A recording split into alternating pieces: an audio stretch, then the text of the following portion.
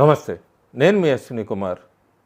April 13, 1919 Jallianwala Bagh మ్యాసెకేర్. వందల మంది వీరులు ప్రాణాలు అర్పించారు. అప్పుడు స్వతంత్రం కోసం ఇష్టానురాజ్యం కాల్పులు జరిపించింది బ్రిటిష్ ప్రభుత్వం. ఇన్ని వందల సంవత్సరాలు అయ్యాక యూకే పార్లమెంట్లో ఎంపీ బాబ్ బ్లాక్మెన్ ఆయన దీన్ని ఖచ్చితంగా కూడా భారతదేశ ప్రజలకి క్షమాపణ చెప్పాలి అంటూ కూడా ఈ అంశాన్ని పార్లమెంట్లో లేవనెత్తిన సమయంలో వాళ్ళు చేసిన తప్పులు తెలుసుకొని భారతదేశ ప్రజలకి అపాలజీ అనేది చెప్పాలి ఖచ్చితంగా అని పార్లమెంట్లో యూకే పార్లమెంట్లో చర్చలు జరుగుతున్న సమయంలో భారతదేశంలో ఏం జరుగుతుంది? ఏప్రిల్ 11, 12, 13, 14 వెస్ట్ బెంగాల్లో జరుగుతున్న మారణకాండ అని చెప్పచ్చు. హింసాకాండ దాటిపోయింది, మారణకాండ దాకా వెళ్ళిపోయారు. హిందువులు గంగానది నుంచి కూడా ముర్షిదాబాదు వదిలి ప్రాణాలు అరిచేతిలో పట్టుకొని వెళ్ళిపోతున్నారు. అంటే భారతదేశంలో ఏం జరుగుతుందో ఒక పక్క పరాయ దేశం వాళ్ళు చేసిన తప్పులు ఒప్పుకుంటుంటే వెస్ట్ బెంగాల్లో మమతా బెనర్జీ ఏం చేస్తుంది? మమతా బెనర్జీ ప్రభుత్వం ఎటువైపు తీసుకెళ్లాలనుకుంటుంది భారతదేశాన్ని? లేదు జమ్మూ కాశ్మీర్ లాంటివి రిపీట్ చేయాలనుకుంటుందా? కేవలం ఇంకొకసారి అధికారం కోసం భారతదేశంలో అగ్గి రగిల్చాలనుకుంటుందా? దీనికి అసలు పునాది ఎక్కడ పడింది? ఈరోజు మమతా బెనర్జీ గురించే మాట్లాడుతున్నారు వెస్ట్ బెంగాల్లో. అసలు 1977 నుంచి కూడా వెస్ట్ బెంగాల్లో ఎట్లా ఈ హిందూస్ని అనగదొక్కుతూ వచ్చారో అప్పుడున్న మార్క్సిస్ట్ ప్రభుత్వం, కమ్యూనిజం ప్రభుత్వం, కమ్యూనిస్టు పార్టీలు ఆ తర్వాత దాన్ని మమతా బెనర్జీ ముందుకు ఎట్లా తీసుకెళ్లారు చరిత్ర చూస్తే అర్థమవుతుంది మనకి. వెస్ట్ బెంగాల్ నిజంగా చెప్పాలి మనం, ఒకప్పుడు నేతాజీ సుభాష్ చంద్రబోస్ లేదా బంకిం చంద్ర లేదు స్వామి వివేకానంద వీళ్ళందరూ పుట్టిన నేల. భారతదేశానికి సంబంధించిన కల్చరల్ ప్రైడ్ని కానీ లేదు ఫ్రీడమ్ స్ట్రగుల్ని ఇవన్నీ గుర్తుకు తీసుకొచ్చే పేరు. అలాంటి రాష్ట్రం ఈరోజు అగ్నిగుండంగా మారిపోయింది. దీనికంతటికీ కూడా ఈ రెండు పార్టీలు లేదా వీళ్ళిద్దరే కారణం, కమ్యూనిజం అండ్ ఈరోజున్న టీఎంసీ ప్రభుత్వం. ఇస్లామిక్ రాడికాలిజంని పూర్తిగా పెంచి పోషించారు. పొలిటికల్ వైలెన్సు, స్టేట్ స్పాన్సర్డ్ ఎపీజ్మెంట్స్ చాలా ముఖ్యమైన కారణాలు వెస్ట్ బెంగాల్ ఇలా తయారవటానికి కారణం. దానిలో ఈ పొలిటికల్ ఎపీజ్మెంట్లో టెంపుల్స్ అంతా బర్న్ చేశారు, కాల్చివేశారు. టెంపుల్స్ని చాలా సైలెంట్గా, దేవాలయాల్ని కాల్చేశారు.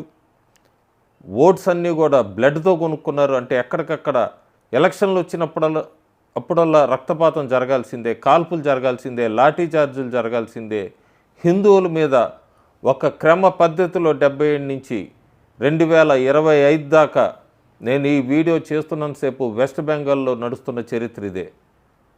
ఎప్పుడు ఎలక్షన్లు వచ్చినా రక్తపాతం, ఆ రక్తపాతంలో రక్తం చిందించిందే హిందువులు. కారణం political violence, vote bank appeasement. 77లో కమ్యూనిస్ట్ పార్టీ చేసుకొచ్చారు. ఆ తర్వాత మమతా బెనర్జీ దాన్ని నడిపించారు కథంతా కూడా. పేరు మొత్తం సెక్యులరిజం అని మాట్లాడతారు. బెంగాల్లో సెక్యులరిజం గురించి మాట్లాడినప్పుడు బెంగాల్లో ఒకప్పుడు హిందువులు మెజారిటీగా ఉండేవాళ్ళు, అంతా కూడా ష్రింక్ అవుతూ తగ్గిపోతూనే వస్తుంది. నెంబర్స్లోనే కాదు, వాళ్ళు హక్కులు కూడా కోల్పోతున్నారు హిందువులు వెస్ట్ బెంగాల్లో. ఇదొక పొలిటికల్ ఫెయిల్యూరే కాదు, ఇదొక సివిలైజేషన్ బిట్రేలు, సివిలైజేషన్ మీద జరిగిన నమ్మక ద్రోహం అని కూడా చెప్పచ్చు. వెస్ట్ బెంగాల్లో మార్క్సిస్టుల వలన వాళ్ళు ఎంత బ్రెయిన్ వాష్ చేశారు అప్పుడు. ఆ తర్వాత మమతా బెనర్జీ ఓట్ బ్యాంక్ పాలిటిక్స్కి ఇవంతా కూడా. మార్క్సిస్ట్ ప్రభుత్వం 77లో మొత్తం హిందువులకు సంబంధించిన స్టోరీస్ కానీ లేకపోతే భారతదేశానికి సంబంధించిన వీరుల చరిత్రల్ని అన్నిటినీ కూడా అప్పటి హిస్టరీ నుంచి తొలగిస్తూ వచ్చింది.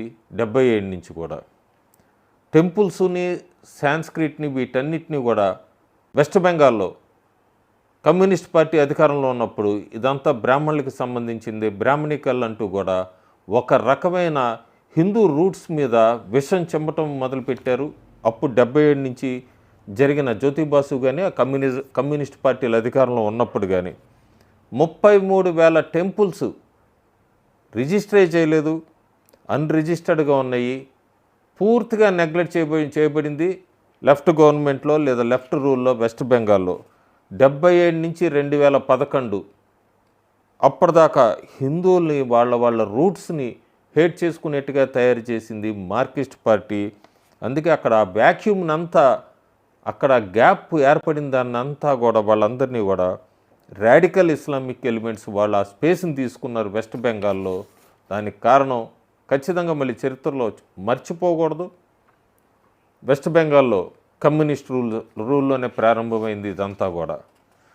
తర్వాత మొదలైంది 2011 తర్వాత మమతా ఎరా మొదలైంది. ఈమె సెక్యులరిజమా లేదు సాఫ్ట్ షరియానా? ఒకసారి మనం చూస్తే కనుక చరిత్ర చూస్తే ముస్లిమ్స్ని ఆమె ఎపీజ్ చేయటమే కాదు, చాలా తెలివిగా రాడికల్ ఎలిమెంట్స్ అందరినీ కూడా ఎంపవర్ చేసుకుంటూ వచ్చింది. ఎట్లా అంటే 2012లో 2500 మంత్లీ శాలరీ ఉన్న ఈ ఇమామ్స్కి 25,000 రూపాయలు చేసింది ఒక్కసారి, ముజిన్స్కి 1000 రూపాయలు చేసింది. ఇదంతా కూడా నేను లాస్ట్లో రెఫరెన్స్లో పెడతాను. ఇవన్నీ నేను మాట్లాడుతున్నది సాక్ష్యాలే. అంతేకాకుండా వక్ఫ్ బోర్డ్ ల్యాండ్ డిస్ప్యూట్స్ అంతా కూడా, ఆ డిస్ప్యూట్లు పెరిగింది కూడా అంతా కూడా మమతా బెనర్జీ ఆమె సమయంలోనే. ఆమె ఎక్కడా కూడా ఆ డిస్ప్యూట్స్లో వేలు పెట్టలేదు, ఎందుకంటే కేవలం ఆ ప్రొటెక్షన్ కోసమనే. గవర్నమెంట్ ఫండింగ్ మదర్సాసు వీళ్ళంతా 38% ఇంక్రీజ్ అయ్యారు 2012 నుంచి 2020 మధ్యలో అన్నది కూడా మీకు అది కూడా రెఫరెన్స్లో పెడతాను లాస్ట్లో, ఎక్కడి నుంచి తీసుకున్నాను ఇవన్నీ అని. హిందూ ప్రీస్టులు, టెంపుల్స్, ఈ సాంస్క్రిట్కి సంబంధించిన పాఠశాలలు ఇవన్నీ కూడా మమతా బెనర్జీ నుంచి జీరో సపోర్ట్ తీసుకున్నాయంటే మనం అసలు నమ్మలేం. అందుకే వెస్ట్ బెంగాల్లో హిందూస్ని ఎట్లా, వాళ్ళ హక్కులు ఎట్లా కోల్పోయారు, వాళ్ళు మైనారిటీస్ కింద ఎట్లా మారుతున్నారు అనేది మనకి చూస్తే చాలా ఆశ్చర్యం వేస్తుంది. 77 నుంచి ఒక స్లో పాయిజన్ కింద తీసుకొని వచ్చారు వెస్ట్ బెంగాల్లో. మమతా బెనర్జీ చెప్పింది మాతి మనుష్యంది అని ఒకే ఒక్క కమ్యూనిటీకి తీసుకొని వచ్చింది.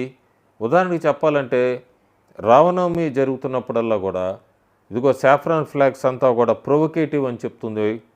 దుర్గా తల్లి ఇమ్మర్షన్ వచ్చినప్పుడు బ్యాన్ చేస్తుంది ఎప్పుడైనా కనుక మొహరంతో కోయిన్సైడ్ అవుతాయి. సరస్వతి పూజ స్కూల్స్లో ఇవంతా కూడా బ్యూరోక్రాటిక్ డిలేస్ జరుగుతూనే ఉన్నాయి. కానీ ఈద్ కానీ మొహరం వచ్చినప్పుడు ఫ్రీగా ట్రావెల్ చేయడానికి పర్మిషన్స్ ఇస్తుంది, ఫండ్స్ ఇస్తుంది, పోలీసులు ఎస్కార్ట్ ఇస్తుంది వాళ్ళకంతా ర్యాలీస్కి, స్టేట్ హాలిడేస్ ఇస్తుంది Mamata Banerjee, red carpet treatment ఇస్తుంది ఈద్ పండుగ వచ్చినా ముబారక్ ఇచ్చినా. ఇది సెలెక్టివ్ సబ్మిషన్ అని చెప్పచ్చు, ఇది సెక్యులరిజం కాదు. ఇదే మమతా బెనర్జీ తన ఓట్ బ్యాంక్ కోసం చేసుకొచ్చింది. డెమోగ్రఫిక్గా టైం బాంబ్ అని చెప్పచ్చు మనం. ఎప్పటి నుంచో డెమోగ్రఫీ మొత్తుకుంటూనే ఉన్నారు. ఇంటెలిజెన్స్ బ్యూరోస్ అంతా కూడా ఇల్లీగల్గా ఈ బంగ్లాదేశ్ నుంచి అక్రమ వలసదారులు వెస్ట్ బెంగాల్లోకి వస్తున్నారు అన్నది చెప్తూనే ఉన్నా కూడా ఎన్ని డిస్ట్రిక్ట్స్ మారిపోయినాయంటే వచ్చిన వాళ్ళందరూ కూడా ముస్లింలకి చెందిన వాళ్ళే.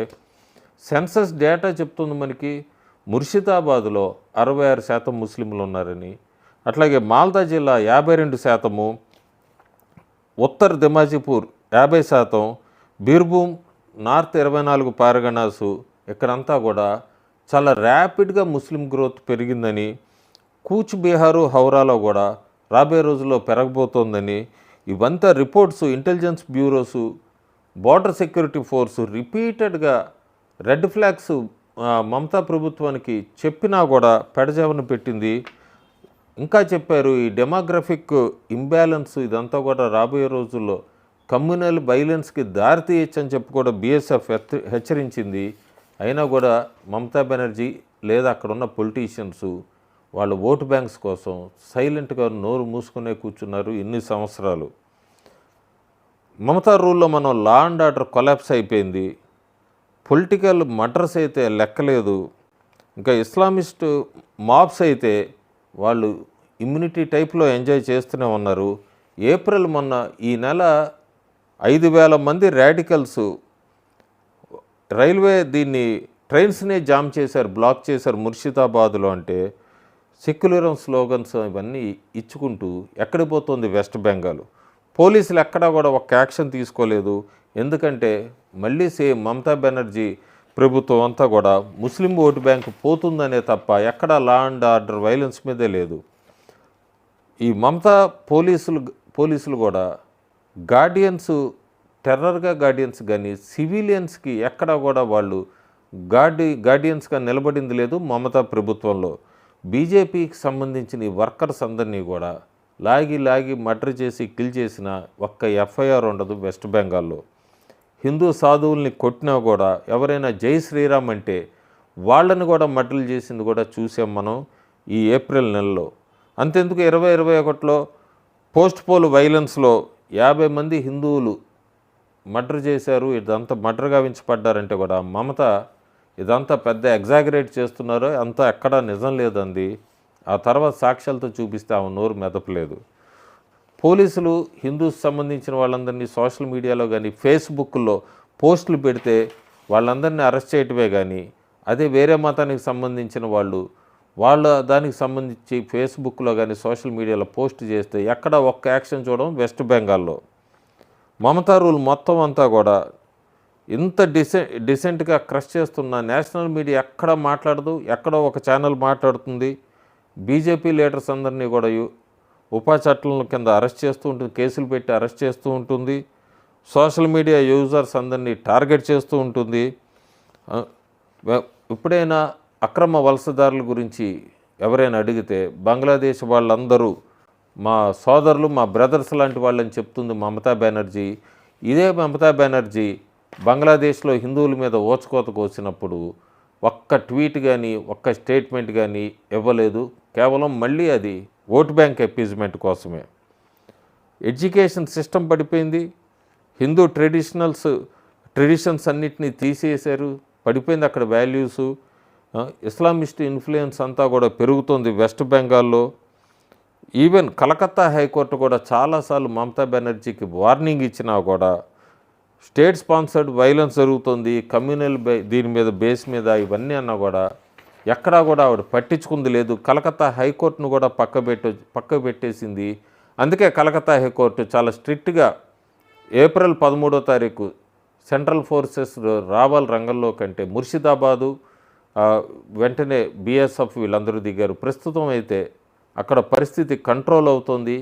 హైకోర్టు మమతా ప్రభుత్వానికి ఎన్నో హెచ్చరికలు చేసినా కూడా ఆమె వైలెన్స్కి సపోర్టివ్గానే ఉంది కాబట్టే కేంద్ర ప్రభుత్వానికి డైరెక్ట్ చేసింది కలకత్తా హైకోర్టు. ఈ బెంగాల్ అనేది అందుకే ఈరోజు బర్న్ అవుతుంది, కానీ ఇది బై యాక్సిడెంట్ కాదు. ఇదంతా కూడా మమతా బెనర్జీ పెట్టిన లిట్ ది ఫైర్, అగ్ని పెట్టిందని చెప్పచ్చు. రాడికల్స్ని ప్రమోట్ చేసింది. ఆమె ఇల్లీగల్ ఇమ్మిగ్రెంట్స్ అందరినీ కూడా ఆశ్రయం ఇచ్చింది, షీల్డ్ చేసింది. అంతేకాకుండా హిందూ కల్చర్ ఐడెంటిటీని తొక్కి పెట్టేస్తోంది. ఇదంతా కూడా కేవలం ఆ 30% ఉన్న ముస్లిం ఓటు బ్యాంక్ కోసమే. అందుకే ఇప్పుడు బెంగాల్ ఆత్మ క్షోభిస్తోంది. ఇందాక నేను చెప్పినట్టుగా సుభాష్ చంద్రబోసు, స్వామి వివేకానంద, బంకిం చంద్ర వీళ్ళందరూ ఆత్మలు క్షోభిస్తున్నాయి. ఇదంతా కూడా ఇప్పుడున్న ఈ క్రీపింగ్ టువర్డ్స్ ఈ ఫ్లేమ్స్ అంతా కూడా, ఈ అగ్గి రాజేసిన ఫ్లేమ్స్ అంతా కూడా భారతమాత గుండె వైపు పరిగెడుతుంది, అగ్గి రాజేస్తుంది.